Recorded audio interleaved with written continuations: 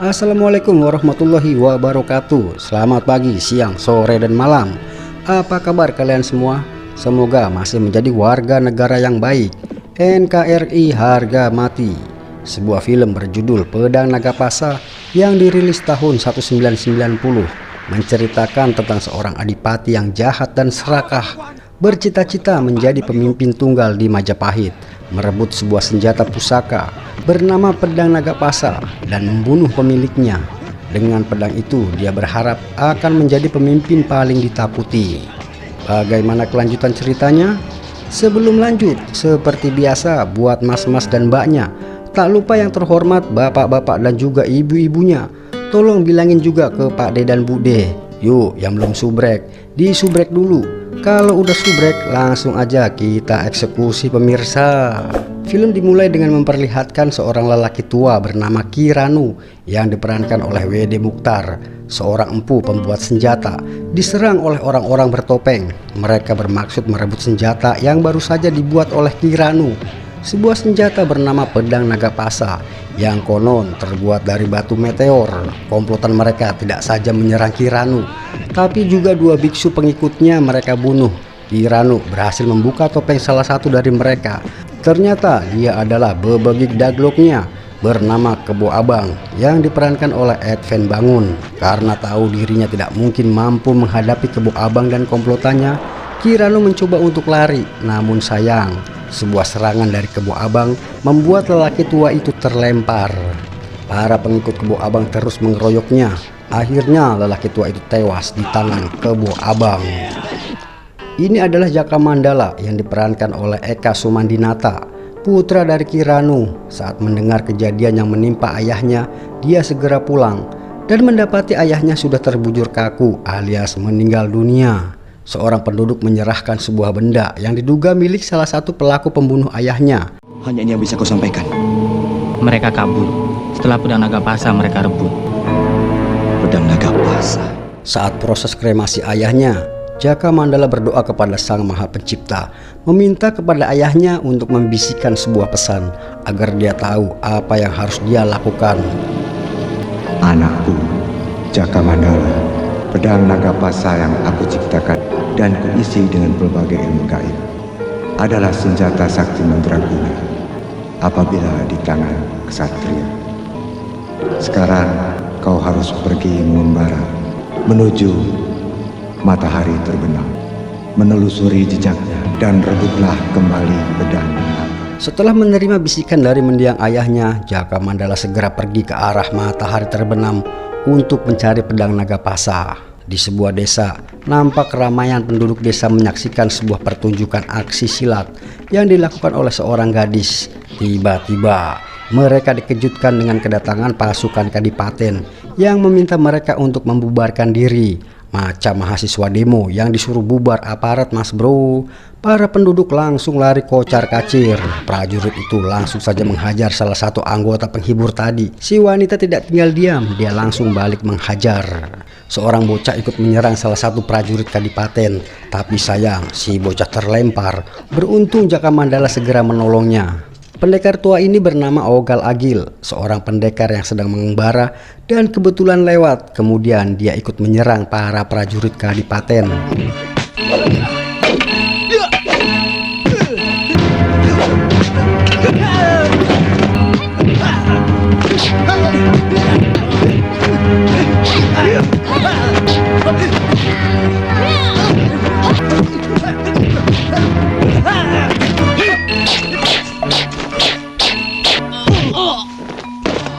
Akhirnya mereka berhasil membuat semua prajurit kabur. Wanita ini bernama Wulandari dan bocah kecil yang ditolong Jaka Mandala adalah adiknya bernama Bayu. Setelah mengucapkan terima kasih, mereka pun pamit pulang. Pendekar tua ini penasaran dengan Jaka Mandala. Dia menduga Jaka Mandala adalah salah satu dari prajurit tadi. Karena penasaran dengan kemampuannya, Pak tua itu langsung menyerang Jaka Mandala.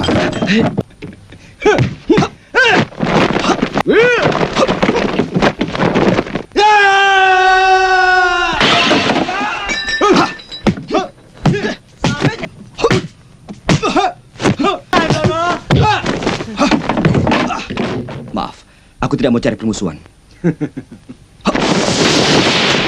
Tunggu anak muda. Karena merasa tidak ada urusan dengan pendekar tua itu, Jaka Mandala berusaha meninggalkannya. Namun si Ogal Agil terus mengejarnya. Tunggu. Untuk apa kau mengikuti aku, orang tua? Jangan sampai aku mengeluarkan tangan kasar.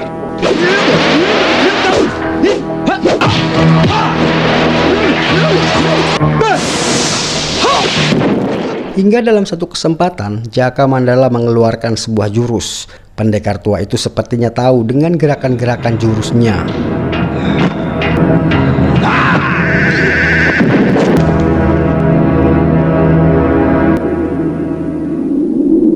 Ini adalah Kebo Abang, Bebegik Daglok. Di awal film tadi diperlihatkan kalau dialah yang membunuh Ki Ranu dan mencuri pedang Nagapasa. Kebo Abang adalah seorang penguasa di Kadipaten bernama Umbul Sewu, seorang adipati yang jahat dan licik, di mana dia mempunyai rencana untuk menggulingkan pemerintahan Majapahit yang dipimpin oleh Ratu Kencana Ungu. Dia sangat marah sebagai seorang adipati. Dia merasa terhina melihat prajuritnya gagal dalam melaksanakan tugasnya. Apalagi pulang dengan kondisi babak belur, mas bro. Ini merupakan tamparan keras baginya. Mati adalah hukuman yang setimpal untuk mereka yang gagal dalam bertugas. Itu yang akan terjadi pada kalian kalau peristiwa ini terulang kembali. Kebo Abang segera memerintahkan prajuritnya untuk mencari Jaka Mandala dan pendekar tua Ogal Agil. Mereka menuju desa, menghajar dan membunuh penduduk yang melawan.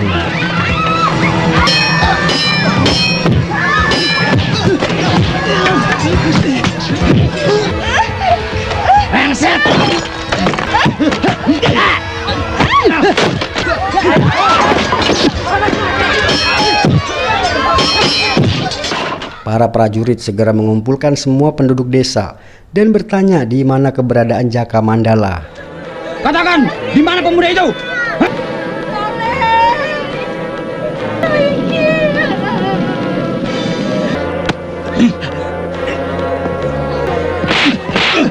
Di mana pemuda itu? Jawab! Ayo jawab! Ampun Gusti, ampun.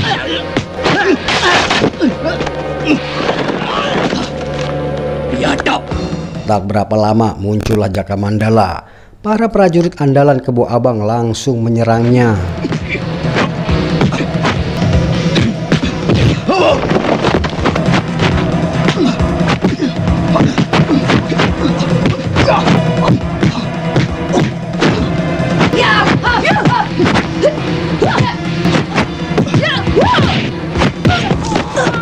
Melihat kehebatan Jaka Mandala yang sulit untuk dikalahkan, salah satu dari mereka merebut seorang bayi yang akan digunakan untuk mengancam Jaka Mandala dan meminta dia untuk menyerah.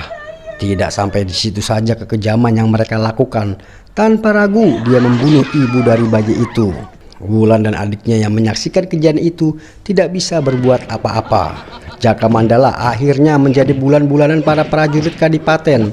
Kemudian dia dibawa untuk diserahkan kepada pimpinan mereka, Adipati Kebo Abang alias Bebegik Daglok.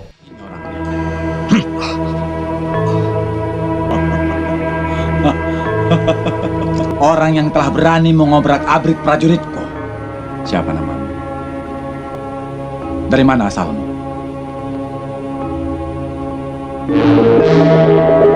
Siapa namamu?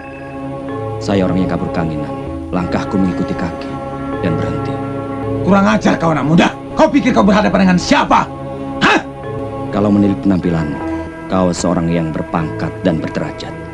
Tapi kalau melihat prajurit-prajuritmu, kau tidak lebih dari seorang perampok.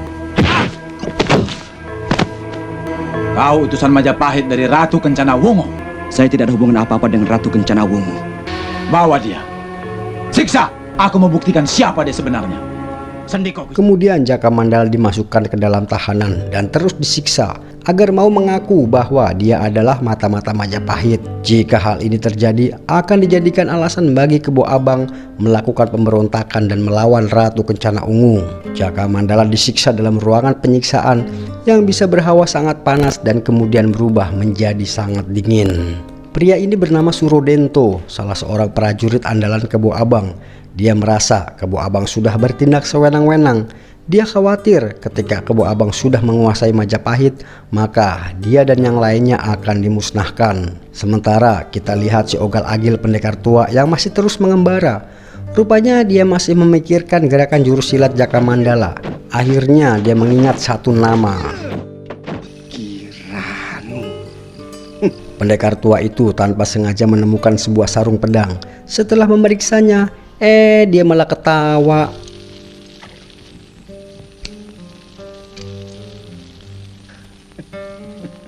Pria tua ini adalah ayah dari Wulan dan Bayu. Dia adalah seorang lurah. Kita panggil saja dia Ki Lurah. Dia mengajak para penduduk berlatih ilmu silat untuk berjaga-jaga melawan prajurit Kebo Abang jika kembali membuat kerusuhan.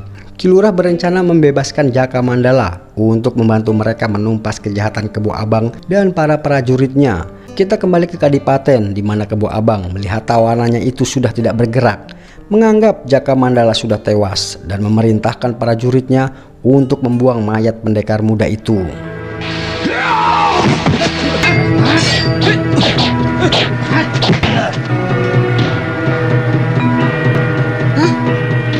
Kakang, ayo Kang.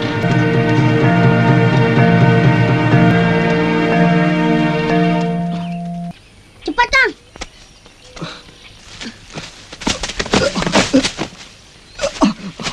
Ayah. Bayu, ayo cepat, angkat.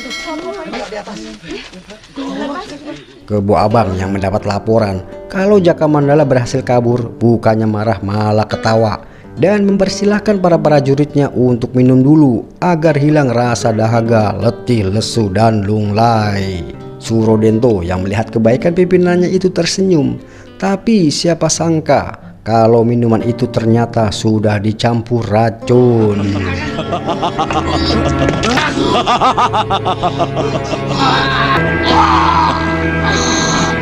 Baik Surodento, kau selesaikan dia. Ampun Gusti, ampun.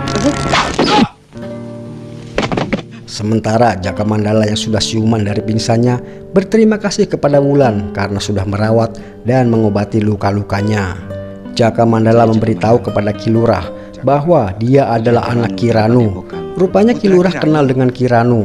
Jaka Mandala mengatakan bahwa ayahnya telah dibunuh oleh Kebo Abang dan mengambil pedang Nagapasa yang baru dibuatnya itu.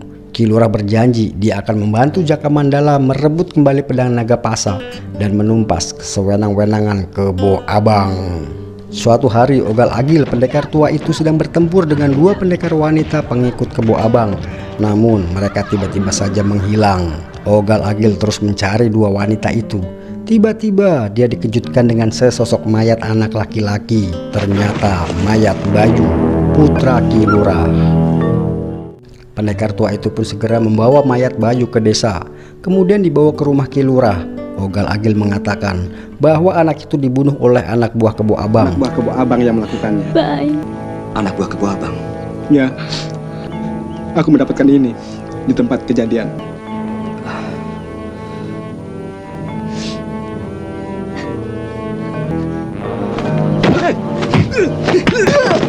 Sabar Jaka, sabar. Bohong. Kau sengaja membunuh Bayu untuk memancing persoalan denganku. Ogal Agil menjelaskan bahwa dia adalah adik seperguruan Ki Ranu, ayah Jaka Mandala. Sudah bertahun-tahun dia mengembara mencarinya, hingga akhirnya dia mendapat kabar bahwa kakak seperguruannya itu dibunuh oleh Kebo Abang. Pendekar tua itu menyerahkan sarung pedang yang dia temukan kepada Jaka Mandala. Setelah tahu kalau pendekar tua itu adalah adik seperguruan ayahnya, Jaka Mandala segera memberi hormat dan meminta maaf. Sementara di Kadipaten Umbul Sewu, nampak seorang utusan dari Majapahit menyerahkan surat kepada Kebo Abang yang memerintahkan dirinya untuk menghadap Ratu Kencana Ungu. Apa? Aku harus menghadap ke Majapahit? Kalau tidak, Kakang Bagaspati akan diberikan Purbawa Sesa untuk menangkapku. Kebo Abang nampak murka dengan isi surat itu. Tanpa basa-basi, dia langsung membunuh utusan itu. Siapkan pasukan. Kita serang Bagaspati sebelum dia menyerang kita. Surodento nampak keberatan dengan keputusan adipatinya itu. Menurut dia, belum saatnya Kadipaten Umbul Sewu menyerang Majapahit. Akhirnya semua prajurit Kadipaten Umbul Sewu berangkat berperang untuk menyerang prajurit Majapahit dan Bagaspati. Kebo Abang nampak marah melihat Surodento ada di barisan prajurit Majapahit. Selama ini rupanya Surodento memata-matai Kadipaten Umbul Sewu dan peperangan pun terjadi. Akan aku musnahkan. Maju! Maju!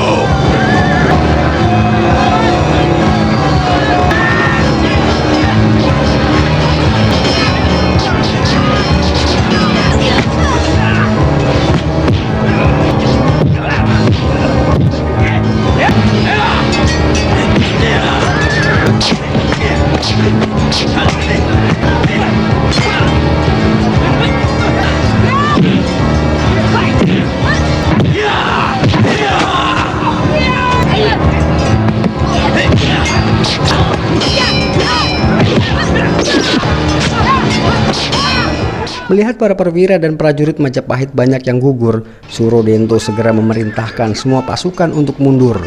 Di lain tempat, Ki Lurah dan Jaka Mandala sudah merencanakan untuk menyerang Kadipaten Umbul Sewu. Menurut Wulan, satu-satunya jalan untuk bisa masuk ke dalam Kadipaten adalah bertemu langsung dengan Kebo Abang.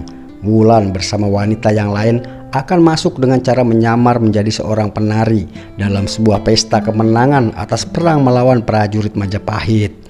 Benar saja, si Babegik Daglok ini langsung kejut-kejut melihat kecantikan Wulandari. Sementara Wulandari terus menari menggoda ala-ala anak tok-tok mas bro.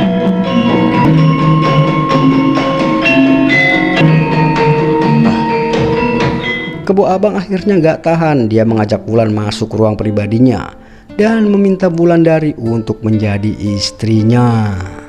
Sementara di luar, para penari sudah mulai beraksi. Jaka Mandala bersama Ki Lurah dan para murid-muridnya juga sudah mulai menyerang Kadipaten. Pertarungan antara prajurit Kadipaten Umbul Sewu melawan murid-murid Ki Lurah pun terjadi.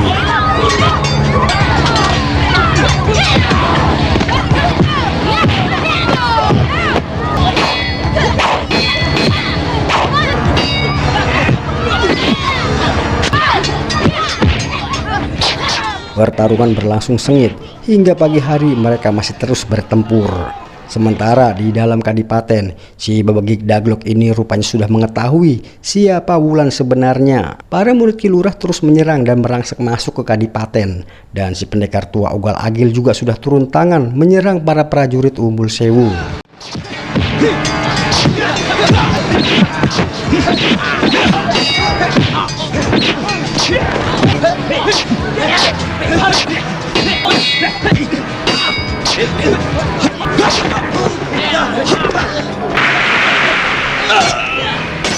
Tak lama Kebo Abang keluar. Dia berteriak dan mengamuk melihat Kadipatennya diacak-acak Ki Lurah bersama murid-muridnya. Sial, Ki Lurah terkena lemparan golok hingga menembus tubuhnya.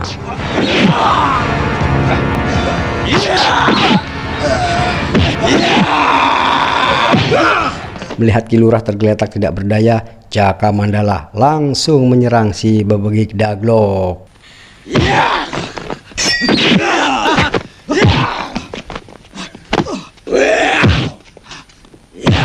Kebo Abang terus menghajar Jaka Mandala hingga terlempar menghantam tembok Kadipaten sampai hancur.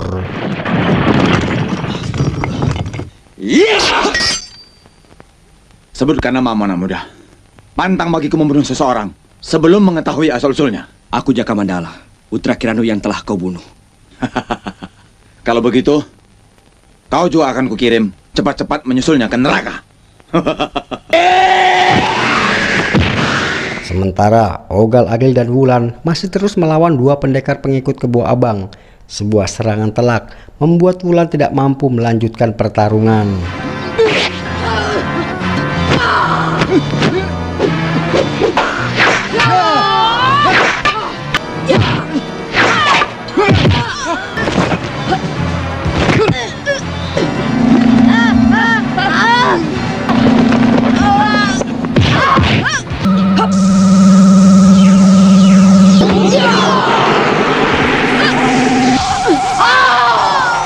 Pada akhirnya, pendekar tua itu berhasil membunuh mereka. Di tempat lain, pertarungan antara Jaka Mandala melawan Kebo Abang masih berlangsung sengit. Dalam satu kesempatan, Jaka Mandala berhasil menghajar Kebo Abang. Menganggap musuhnya sudah hancur dan hendak meninggalkannya, tiba-tiba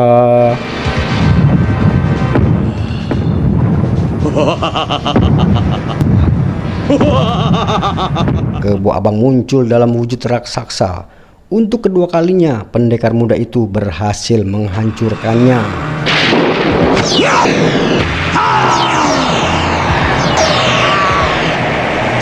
Akhirnya tubuh Kebo Abang meledak. Kita berdoa bersama, semoga saja Bebegik Daglok itu benar-benar mati. Setelah yakin musuhnya sudah tewas, dia kembali ke Kadipaten. Melihat Wulan yang terluka, dia segera memberinya pelukan tatih tayang.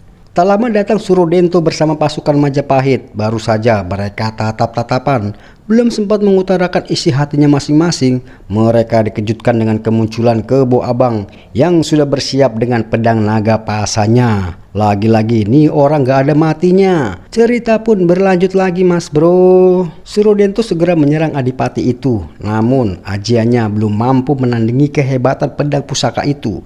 Jaka Mandala tidak tinggal diam begitu saja. Dia merapalkan ajian andalannya. Saat mereka saling adu kekuatan dan Kebo Abang menebaskan pedangnya, tiba-tiba